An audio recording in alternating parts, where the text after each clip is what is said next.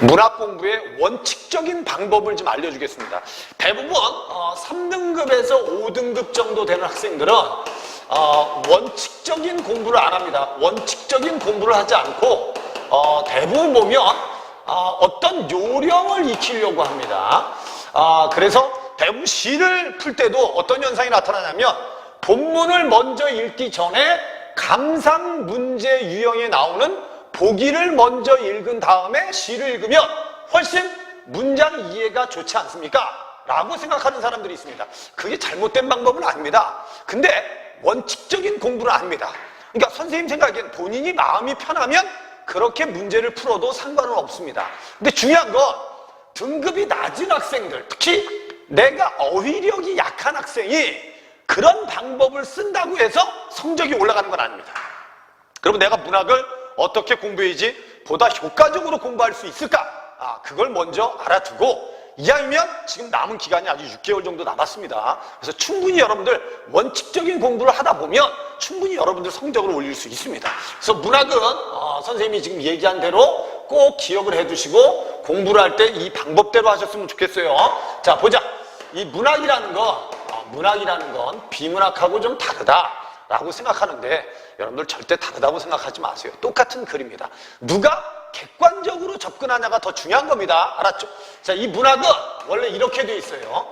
구체적 장면으로 돼 있습니다. 학생들 중에는 대부분 이 문학이 추상적이다, 이렇게 알고 있는 학생들이 있는데 절대 그렇지 않습니다. 문학은 구체적으로 씁니다. 이 구체적이란 말은 무슨 말이냐면 감각적으로 느낀다는 소리입니다. 감각적으로 느낄 수 있다는 소리예요. 알았죠? 좀 이따 선생님이 예를 들어줄 테니까 잘 이해를 하셔야 돼. 그 다음에 이 구체적인 장면에 뭐를 담게 돼 있냐면 추상적 의미를 담게 돼 있습니다. 이 추상적 의미는 다양할 수 있습니다. 다양할 수 있어요.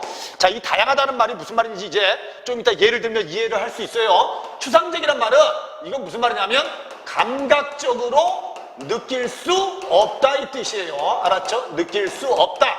쉽게 말하면 어휘 중에 이런 말이 있습니다. 자유라든지 또는 사랑이라든지 아니면 슬픔이라든지 이런 단어는 감각적인 어휘가 아닙니다.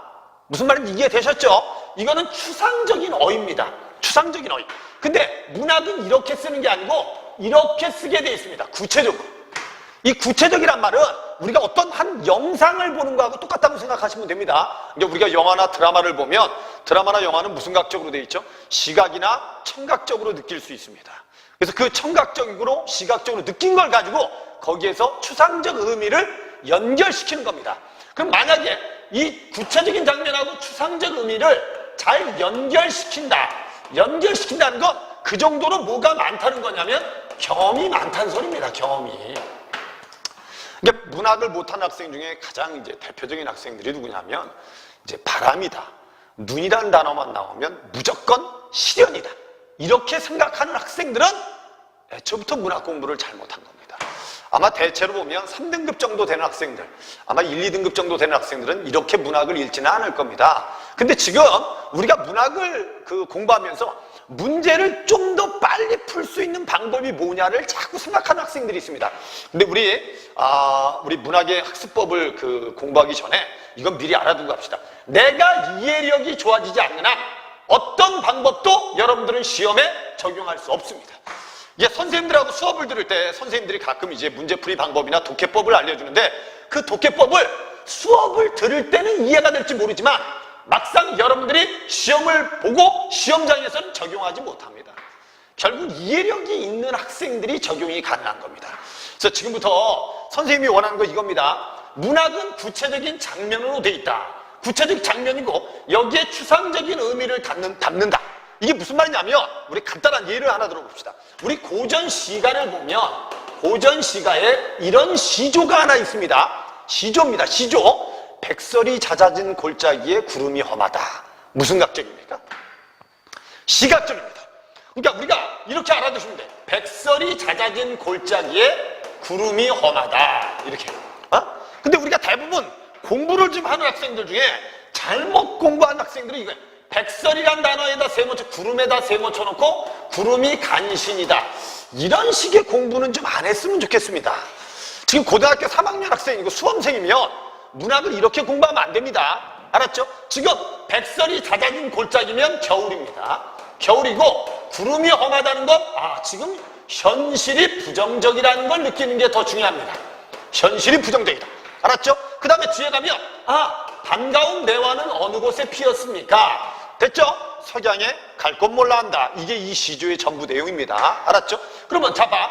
백설이란 단어나 구름이란 단어나 매화라는 단어는 다 무슨 각적으로 느낄 수 있는 거예요? 시각적으로 느낄 수 있는 겁니다. 무슨 말인지 이해되셨죠? 그러니까 시각적으로 일단 느끼고 장면을 먼저 이해하는 게 중요하다는 거예요. 장면 이해를 먼저 해라. 그럼 지금 겨울이에요? 지금 구름이 험해요? 지금 시적 화자는 뭘 찾아다니는 거예요? 매화를 찾아다니는 겁니다.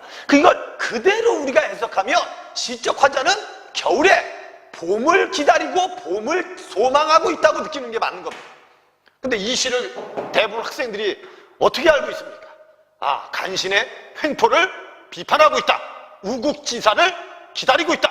이런 식의 해석을 하는 건 올바른 해석은 아닙니다. 그러니까 문학을 잘하려면 이런 해석을 하지 말고 구체적으로 나와 있는 장면에서 대상을 정확히 찾아서 장면을 머릿속에 떠올리는 능력이 중요한 겁니다. 그러면 우리가 이런 구체적인 장면을 내가 잘 이해하려면 뭐가 중요하겠습니까? 당연히 이게 중요합니다. 어휘력이 중요합니다. 그러니까 이렇게 생각하시면 돼. 내가 만약에 어휘력이 안 되는데 구체적인 장면을 이해할 수 있다? 이거는 말이 안 되는 겁니다.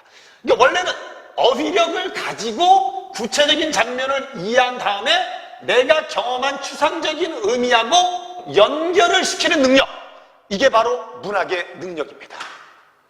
근데 선생님 보면 가끔 안타까운 학생들은 이런 구체적인 상황 이해는 안 하고 그냥 선생님들이 알려준 대로 필기를 하고 암기하는 학생들이 있습니다. 이런 학생들은 막상 내가 혼자 열심히 공부했는데 시험 볼 때는 내가 공부한 게 하나도 쓸모가 없더라. 이렇게 느낄 가능성이 큽니다. 그러니까 지금부터 공부할 때 원칙적으로 하셔야 됩니다. 원칙적으로. 내가 문학을 읽을 때 구체적인 장면을 이해하고 그걸 이해하려면 어휘력이 중요하고, 알았죠? 그러니까 우리가 어휘력을 쌓아야 되는 거예요. 그 다음에 이런 구체적인 장면과 추상적인 의미를 연결시키기 위해서 많은 지문을 뭐 해야 된다? 경험해야 된다. 이게 문학의 원칙입니다. 우리 여러분 간단한 예를 하나 들어봅시다. 우리 여러분 시 중에서 광야라는 시가 있습니다. 광야라는 시에 이런 말이 있어요. 지금은 눈이 내려요. 근데 매화향기가 피어납니다. 나 여기 광야에 씨를 뿌립니다. 이렇게 돼 있어요. 그럼 우리가 요거는 뭘 가지고 느낄 수 있냐면 시각적으로 느낄 수 있는 거고, 요거는 후각적으로 느낄 수 있는 겁니다. 매화향기는 이해됐죠? 씨를 심는다는 것도 시각적으로 느낄 수 있는 겁니다. 그럼 우리는 요걸 가지고 장면을 이해를 하는 겁니다. 장면은 지금은 겨울인데 지금 옆에서 매화향기가 싹 피어나니까 지금 시적 화자가 씨를 심고 있다. 이 장면을 이해하는 게 중요하다는 겁니다. 그러면 분명히 시적 화자의 현실은 지금 부정적인데 이 매화향기가 피어난다는 건 조금 있다가 봄이 올 거라는 거죠. 그래서 이 사람이 씨를 심는 겁니다. 알았죠? 그럼 이 사람은 비록 현실은 부정적이지만 매화향기 때문에 뭐를 지향하고 있다? 미래를 지향한다는 이런 추상적인 의미하고 연결을 시킬 줄 알아야 되는 겁니다. 무슨 말인지 이해되셨죠? 근데 대부분 학생들은 요 눈을 시련이다, 이렇게 이해하는 사람들이 많고요. 매화? 이거는 광복의 예감이다. 이런 식으로 이해를 하는 건 올바른 해석은 아니라는 겁니다. 이게 원래 시대적인 배경을 가지고 작품을 해석하는 게 나쁜 건 아닙니다. 하지만 내가 수능을 잘 보기 위해서는 먼저 작품 자체의 장면을 정확히 이해하는 능력이 더 중요한 겁니다. 그러면 나머지 자료가 주어졌을 때 그 자료를 가지고 다양하게 연결을 시킬 수 있는 게 바로 문학입니다. 그러니까 지금부터 문학 공부할 때는 선생님 부탁하는 건 이런 구체적인 장면을 이해를 해서, 알았죠? 이 이해한 장면을 가지고 이런 추상적인 의미하고 연결을 시키는 연습을 많이 해라. 알았죠? 근데 그걸 잘하려면 일단 이게 중요하다. 어휘력이 중요하다. 그래서 가끔가다 선생님이 수업하다 보면 고3 수험생인데 통시적이란 단어를 독서 선택지에, 문제 선택지에서 나올 때 이해를 못하는 사람들이 좀 있고요. 관조적이란 단어 또는 달관이다, 자조적이다, 애상감이다, 이런 단어들을 정확히 알지 못하는 사람들이 있습니다. 그러니까 결국은 문학을 뭘로 푸는 겁니까? 감으로 푸는 겁니다. 감으로. 그러니까 지금 6개월이라는 시간이 남아있기 때문에 충분히 여러분들이 지금까지 배워왔던 단어들을 잘 반복을 해서 정확하게 익히면 여러분들은 훨씬 더 문제를 효과적으로 풀 수 있습니다. 그래서 선생님 보기에는 문학을 잘하기 위해서는 선생님 지금 얘기한 대로 자, 구체적인 장면 이해가 일단 우선이다. 이 구체적인 장면을 내가 정확하게 이해하려면 어휘력이 중요하다. 근데 이 어휘력만 중요한 게 아니죠. 여기에 또 뭐가 연결이 돼야 되냐면 여기에 뭐가 연결이 돼야 돼? 개념 이해가 잘 돼 있어야 됩니다. 이 개념 이해가 잘 돼 있어야지 문제 선택지 이해가 빠른 겁니다. 지금 고등학교 3학년 학생이 반어법과 역설법을 구별하지 못한다. 또는 소설의 시점이 4가지가 있는데 그 4가지의 시점을 내가 읽고 찾아내지 못한다. 또는 서리법이 뭐냐? 또는 의인법, 감정이입이 뭐냐? 공감각적 이미지가 뭐냐? 이런 개념에 대해서 정확하게 모른다면 결국 우리는 그냥 암기를 할 수밖에 없는 겁니다. 그러니까 우리는 필기를 하면서 암기하는 거 좋아하는 학생보다는 이해하고 필기하고 암기하는 게 더 맞는 겁니다. 근데 이해는 없이 그냥 필기해서 외운다면 여러분들은 아무리 공부해도 문학의 성적을 올리기는 어렵습니다. 그래서 문학 성적을 내가 올리기 위해서는 반드시 이 개념 이해도 필요하다. 이 개념을 이왕이면 어떻게 해? 어렴풋하게 알지 말고 정확하게 알아라. 정확하게. 가끔 학생들이 선생님한테 감정이입과 객관적 상관물이 뭡니까? 이렇게 묻는 학생들이 가끔 있습니다. 내가 만약에 문제를 풀다가 틀렸다면 그걸 찾아서 알아두는 게 더 중요한 거 아니겠습니까? 맞죠? 그죠? 그러니까 우리가 감정이입이라고 하면 대부분 이렇게 알아두면 되거든요. 사물의 감정과 또는 화자의 감정, 화자나 시에서 등장하는 인물의 감정이 일치하면 이게 감정이입이 될 수 있습니다.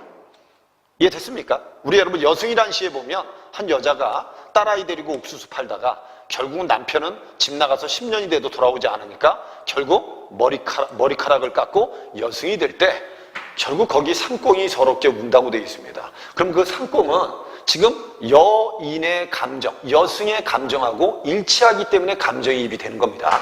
그러니까 이런 식으로 우리가 개념을 정확하게 알고 이해한 다음에 문제에 나왔을 때 그걸 본문에서 찾아내는 능력을 쌓는 게 중요하다는 거죠. 근데 어떤 학생들은 여러분 한 작품의 표현상의 특징을 줄줄줄줄줄줄줄 외우는 학생들이 있습니다. 그래서 선생님 생각에는 그런 식의 공부를 하지 마시고 지금부터 선생님이 얘기한 대로만 하세요. 알았죠? 문학은 구체적으로 쓰여 있다. 감각적으로 느낄 수 있게 쓴다. 거기에 추상적인 의미를 담게 돼 있다. 알았죠? 근데 이 추상적인 의미는 다양하다. 알았죠? 그리고 내가 구체적인 장면을 이해하려면 뭐가 중요하다? 어휘력이 중요하다. 이 어휘력이 좋아야지 구체적인 장면을 이해할 수 있다. 이해됐죠? 그 다음에 구체적인 장면과 추상적인 의미가 잘 연결이 되려면 뭐를 많이 쌓아야 된다? 경험을 많이 쌓아야 된다. 지문을 많이 읽어야 된다. 선생님이 수업 시간에 가끔 농담으로 얘기합니다. 고등학교 3학년 학생이 누군가를 좋아하는 사랑의 감정을 가졌다가 누군가한테 버림을 받았다. 그러면 이제 직접적인 경험을 한 거 아닙니까? 그러면 이제 우리는 규원가나 동동이나 삼인곡이나 성민곡이나 진달래꽃이나 다 이해됩니다. 근데 이런 경험을 여러분들 직접적인 경험으로 할 수는 없는 거 아닙니까? 수험생이. 그러니까 우리는 지문을 읽고 간접적으로 경험하는 겁니다. 무슨 말인지 이해되셨죠? 그 다음에 문학 공부할 때 선생님이 이제 여기까지는 잘 이해가 됐을 겁니다. 하나 좀 아쉬운 것 중에 하나가 이겁니다.